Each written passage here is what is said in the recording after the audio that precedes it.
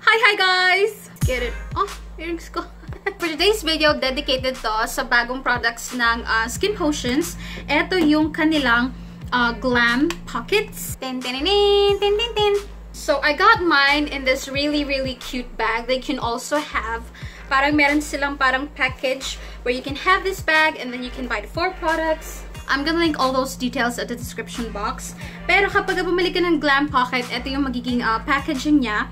I'm so sorry yung aking egotay-gotay na kasi I got this and then tinry ko muna siya for like more than a week because yung parang initial impression ko sa kanya is not so maganda.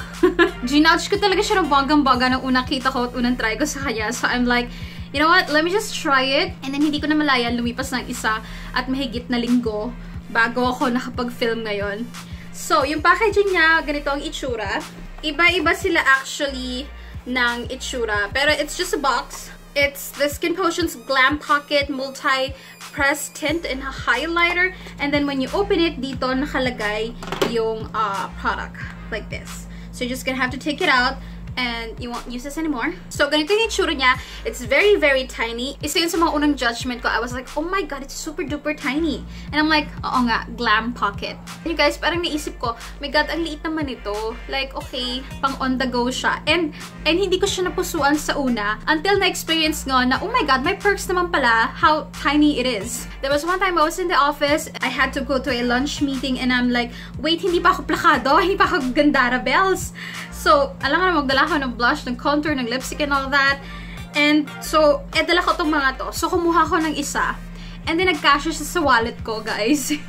Yung wallet ko kasi is very, parang pouch-like. So, talagang insert siya ng ganun-ganon. So, I'm like, okay, may part naman pala yung pagiging super tiny niya. You can use this like on the go. Okay, slash na natin yung size niya sa aking judgment. So, it looks like this. And when you open it, dalawa yung compartment. You have a really cutesy mirror, which is actually very practical. Thank God meron siyang mirror. So top layer is the tint, and then sa ilalim is yung what you call this, highlight. Ngayon, next judgment ko sa kanya was nung pinakaramdaman kong ganyan. It is so smooth, it is so creamy, velvety, ganyan. Naisip ko, oh my god, this is so not gonna last on my lips, on my cheeks, or this is not gonna last in general. Sige, ngayon pa lang sasabihin ko na may lasting power naman siya. It's not for the entire day. It's not 24 hours. Pero may laban naman siya. Siguro sa akin, 5, 6, 7 hours. Kung nasa loob ka lang ng office, like, alam mo yun, office girl ka, sales lady ka, call center agent ka, yung mga ganun type lang, nasa loob ka lang. This is gonna last you probably for your entire shift. Even na hindi ka like super duper oily, maganda yung base mo, o di naman kaya kahit wala kang makeup base, kahit skin mo lang talaga, basta alam mo yun, hindi ka oily. Pero syempre ibang usapan na if you're like, you know, super duper oily. Kasi pag oily ka, mas madali siyang mag-move, mas madali siyang mag-fade. Pero kung ang trabaho mo is yung parang, anong tawag dito, lakad ka na lakad sa labas, commute ka here, commute ka there, probably 3 to 5 hours, given na solid yung base mo. But it will definitely last longer sa cheeks more than the lips. Pero alam mo ano effect niya sa lips? It's just like a lipstick. Hindi naman siya yung basta-basta matatanggal lang unang kain mo. Mag-iiwan pa rin naman siya ng color, mag-iiwan pa rin naman siya ng tint, but of course, you're gonna have to retouch just like a lipstick. Formula niya, aside from being very velvety, very smooth to touch, it is so easy to blend using brush, using your fingers, using your beauty blender. Nagamit ko na lahat yon, yung tatlong yon, doon sa mahigit isang linggo na pagtitest ko. Yung kanyang highlighter, I also like. It's very creamy. It's not powdery. Hindi na siya highlighter. You can also mix this sa eyeshadows mo, sa cheeks mo actually. If you don't want to have like yung plain blush lang, you want to have a little bit of extra glow dun sa blush mo. I'm gonna show you later how I do it. So alam mo yun, in total, sa $349, nung una parang, 350, okay, sige. So, ang liit niya. Pero, alam mo yun, nung nagamit ko na talaga siya, nung na-experience ko na talaga siya, I'm like, okay, sulit siya. Ngayon, the question is, do you have to get all the colors? Kasi pag binili mo lahat, alam mo yun, abutin ka ng mahigit 1,000. So, if you're gonna ask me which colors to buy, Eto, sige. Paglaruan na natin nang makita mo alin yung magiging betchy wow mo na shade. So, first shade is going to be Faux Shizzle. And eto yung shade sa pan. Let me just swatch it. Yan yung magiging itsura niya if you diffuse it, if you blend it as a blush. Sorry magsa-start tayo from right going to left instead of left going to right dahil kaliwete me. And then, eto naman yung magiging itsura niya if you're gonna use it as an eyeshadow or as a lip product. Okay, for lip product, isa-swatch ko siya sa lips ko, guys. So, eto siya sa lips. Alam mo, kahit chappy yung lips mo, it's very velvety and parang ma-airy. So, alam mo yun, kahit chappy yung lips mo, like what I have right now. Am I dehydrated? Okay lang siya. It's not gonna emphasize your lines. It's not gonna make your lips drier. This is actually a corally pink color, more on the pink side. And then, eto naman yung kanyang highlighter. Yung highlighter is a golden champagne-y color. Alam mo yun, yung parang may yellow. More on the yellowy side. Ngayon, itong si Faux Shizzle is actually quite bright on the lips. This would work sa medium light to fair pale skin tones. Pero alam mo, kung morena ka, pwede rin sa'yo to as a blush. Alam pa na ako nasabi, kasi tinry ko to kay DJ Nikki Morena. And she's like morenang morena. And she's so pretty. And when I tried this on to her, kasi naglalaro kami ng makeup sa office. Yes, at isa siya sa mga manika ko. Yes. When I tried this on her as a blush, alam mo, effect. Alam mo, nagkaroon siya ng parang brightening glow. Now, one of the best things, you guys, ayan na. Ayan siya as, pwede mong gawing sparkly, shiny, shimmery, splendid yung iyong, blush. Ayan o.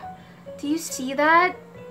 Kung I'm on a plain blush, you can mix them together, girl. Again, this is Faux Shizzle. Ang hirap ipakita yung highlight. But wait, will the lip color work on the morena? It's too bright eh. Sa medium siguro, oo. Pero kung like yung deep morena, baka it's gonna... Pwede rin siguro. If you know, a pop of color, yung mga gumagawa naman nun eh. So, pwede rin siguro. The shade that we have is called The Bomb.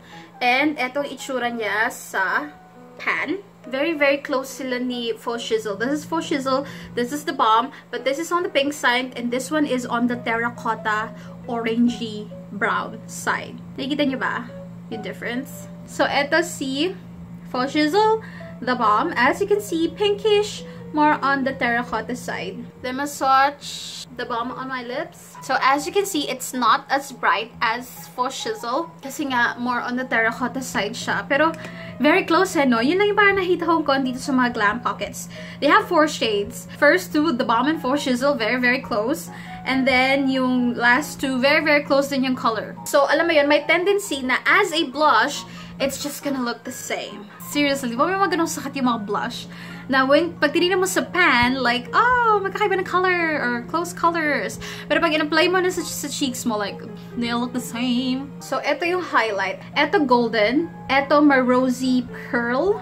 Which is kind of weird. Parang etong si The Bomb ang bagay dito. And then yung pinkish ang bagay sa pearly. You know what I mean? Pero nakikita yung difference, diba? May pinagkaiba naman siya. Well, dito may pinagkaiba. It's gonna depend on your skin tone. Most likely, ito sa medium to morena. But this one, it may look ashy sa mga morena. Pero pwede to sa mga, like, you know, super pale, fair, light. Kahit medium siguro, pwede rin to. Ngayon, if you wanna vavavoom your blush, do you see it? Well, mas maganda yung sheen nitong si Golden kesa dito sa highlight ni The Bomb. Which shade is better? Universally speaking wise, highlighter, this one, ng Faux Shizzle is better. But shade-wise, etong si The Bomb. If these two are really similar to you, na parang isa lang ang gusto mong bilhin sa dalawa, go for The Bomb more than the Faux Shizzle. Alright, so let's go to the last, two dark shades na parang ang initial market nito is ito yung bagay sa mga morena or deep skin tones, but you know what, not necessarily kasi kung ganitong shade tapos gagamitin ng morena, ito parang close to the skin tone or something, kaya alam mo yon, yung first two shades it's still gonna work as a blush or eyeshadow sa mga morena or deeper skin tones. So wag kayong ma-pressure na kapag morena ka or deep skin tone ka, ito lang bibilin mo, which counts. Alright guys, so this is Clueless. So ito yung tsura niya sa pan. And then ito yung tsura niya on everything else. So ito magiging tsura niya if you're gonna use it as a blush. And then ito naman if you're gonna use it as an eyeshadow. O di naman kaya on your lips. And then ito yung kanyang highlighter. Ano ba pinakaiba ng highlighter niya sa iba? So this is golden. This is pearly. And this one, alam mo para siyang ano. Ito oh. Para siyang may pink purpley na combination. Ito yung sa ano, sa last shade. Now this is golden. Ayan o, 'di ba? Para siyang ma-pearly pink na shade. And this one is like terracotta, but you know, deeper and more brown. And lahat ng skin tone makikater nito. Pero yung highlighter, I think yung mga deeper skin tones lang makakagamit ng highlighter as a highlighter. Pero, if you're gonna mix it sa blush mo or sa eyeshadow mo, it looks so pretty, you guys. For, for all skin tones, Pero as a highlighter, pang morena lang talaga siya because medyo deep siya. It is so pretty. This is Clueless. Alright guys, so this is the shade Chill Pale. This is what it looks like sa pan. And then this is what the highlighter looks like. It's the golden highlighter, like legit golden. As you can see, it is the darkest highlight. And as a highlight, mga morena and deep skin tones ang talaga makakagamit nito. But as a blush and as an eyeshadow or lipstick, all skin tones makakagamit. Ito yung swatch niya sa lips. Ngayon, anong pinagkaiba niya kay Clueless? Si Clueless kasi is more on the brownie side. Ito, it has a berry, deep berry, mauvey berry side. So, nakikita niyo naman, may pinagkaiba naman siya ng bonggang-bongga. It's deeper, pero ibang shade ng family shade. This is on the brown side. This one is on the mauvey purpley side, if you know what I mean. Okay guys, so dito na papasok yung kanina kapag gustong i-chika. All these colors are really, really nice. Alam mo yun, nasabi ko na alin ang pwedeng bagay sa mga morena, sa mga deep skin tones. But again, ulitin ko, yung mga morena, pwedeng gumamit ito as a blush and eyeshadow, but I'm not sure as a lippy. But you guys, unahin natin to. Mas bagay to dito eh. As a highlight, tas etong golden, mas bagay dito kasi terracotta eh. Alam mo yun? Tapos dito naman, parang mas bagay yung highlight ito dito. And this one, dahil meron siyang pinky, rosy, purpley shade, parang mas bagay siya dito. Pero, alam mo yun? Hindi ko napupusuan yung mix and match nila ng highlight. So, alam mo yun, if you're gonna ask me, alin dito sa dalawang dark shade ang magandang bilhin, well, it's your preference. Ako personally, I would buy both because they look different to me and use them differently, and I'd probably buy both because I want this highlighter on this one and I want this highlighter on this one. Ay, ito pala si Chill Pale on my lips. Now, after the swatches, after the judgments, magpunta naman tayo sa application mismo. So, I'm gonna share it to you guys. Let's go for an extra glam look. Bilang Glampocket naman siya. And, alam mo yun, madali na naman gumawa ng everyday, fresh, easy look. Lagi na lang tayong everyday, fresh, easy look. So, alam mo yun, isasagad ko na yung performance niya for your watching pleasure. Okay, so I'm gonna use for Shizzle and Chill Pale. Guys, papakita ko sa yun sasabi ko. A combination of Chill Pale and yung highlighter ni Clueless. Fingers muna, sige, so you can see. You can use your fingers. For the lighter colors, it's so easy to, you know, just blend. Pero if mapupunta ka sa darker shades, medyo tricky if fingers lang ang gagamitin mo. Kasi it is pigmented and it is so halata kapag ka hindi pantay yung application mo. If you have time, might as well use a brush. To make this last long as an eyeshadow, make sure na nakaset maigi yung eyes nyo. Hindi siya ganun ka-oily. Ngayon, magandang eyeshadows din to guys. If, alam mo, nag-aalangan ka pa rin sa powder eyeshadows. If ayaw mo ng makalat, ayaw mo ng super messy, bulky palettes, okay, ito lang dalhin mo. Tapusin ko muna yung dalawang eyes ko. So that's Chill Pale, and then I'm going to jump sa highlighter ni Clueless. I'm going to use the other side of the brush. I'm going to apply it dito sa gitna.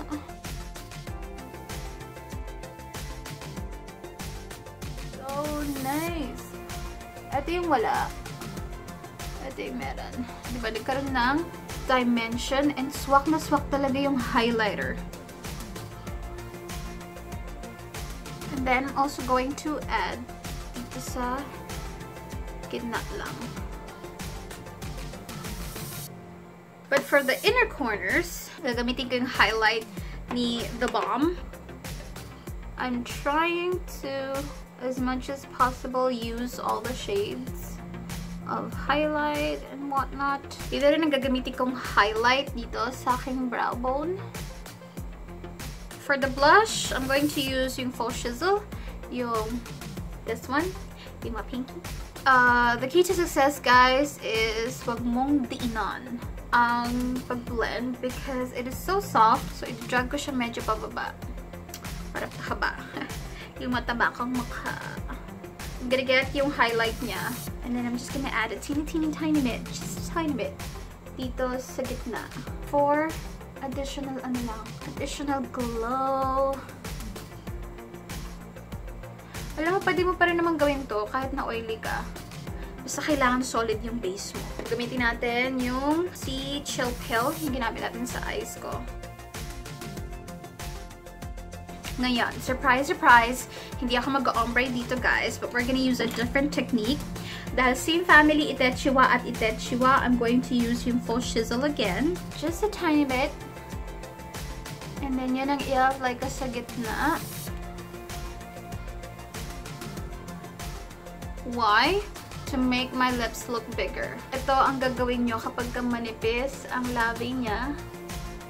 Add a lighter color in the middle. Just in the middle.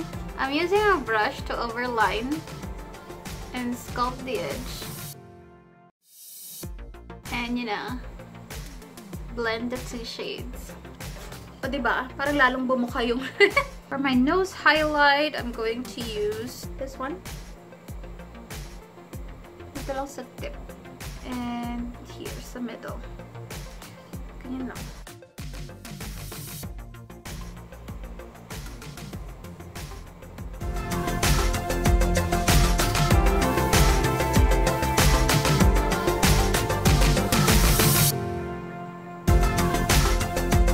Guys, so this is the finished look. All in all, ang importante, sana nag-enjoy ka sa video na to. Nagkaroon ka ng idea, nakapag-decide ka na which one to buy, or kung bibili ka ba or hindi. But sana nag-enjoy ka kasama ko as we play with makeup. Habang, alam mo yun, nag-makeup ka rin, or habang nagluluto ka, whatsoever. So yeah, that's it. Congratulations to Skinpotions for launching a new product. Kaya pala ang tahimik niyo for so long kasi may ilo-launch kayo na ganito. And thank you so much for letting me experience these products. And thank you to you for watching me and for joining me. Again, thank you so much and I will see you in my next video. Bye bye!